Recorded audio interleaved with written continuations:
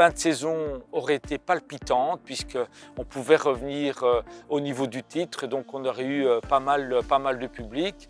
Et puis sinon il y avait le tour final et je trouve qu'on avait pas mal de chance au tour final, on aurait eu encore du monde. Et donc là c'est un peu, un retour en arrière parce que maintenant on doit combler le trou, le manque par la perte de quelques sponsors. Donc c'est sûr que financièrement c'est assez compliqué puisque c'est une période qui normalement doit être chargée en termes d'événements. Donc je pense au gala, je pense au tournoi, je pense surtout au match de la fin de saison où on revenait en boulet de canon et donc on aurait eu certainement un engouement pour les derniers matchs qui auraient été d'un enjeu important pour éventuellement la montée, le tour final qu'on aurait pu jouer si on n'avait pas été champion. Donc tous ces événements-là, c'est des événements sur lesquels on compte pour le budget d'une saison.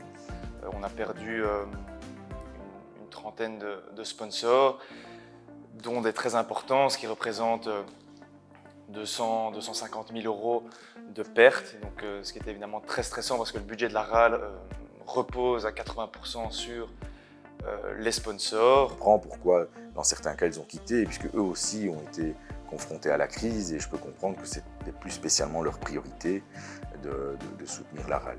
Et on a été agréablement surpris et très touchés vraiment par la solidarité dont ont fait preuve les sociétés qui ont continué à soutenir la RAL malgré finalement la situation financière et les difficultés qu'elles rencontraient. Donc elles se sont vraiment montrées très empathiques vis-à-vis de la RAL et pour ça on ne pourra jamais assez les remercier.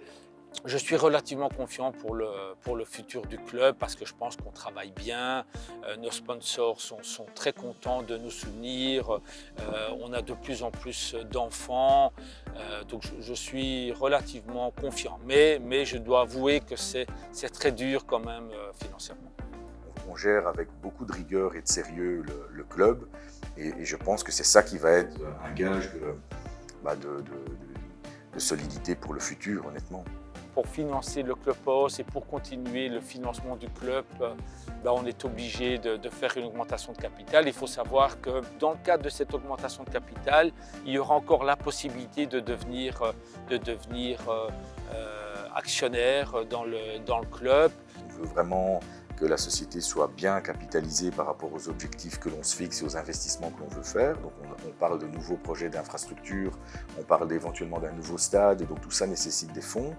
Bien sûr on peut avoir des crédits bancaires mais il faut que notre structure bilantaire elle soit correcte et donc il faut qu'on ait un capital suffisant pour montrer que les actionnaires de la RAL sont derrière le projet.